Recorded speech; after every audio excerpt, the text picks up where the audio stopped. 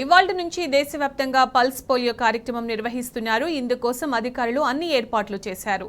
రాష్ట్ర వ్యాప్తంగా 22,000కు పైగా బూతుల్లో 910 మొబైల్ బృందాల ద్వారా పల్స్ పోలియో కార్యక్రమం చేపట్టారు. ఇప్పటికే పోలియో రహిత దేశంగా భారత్ 12 సంవత్సరాలు పూర్తి చేసుకుంది.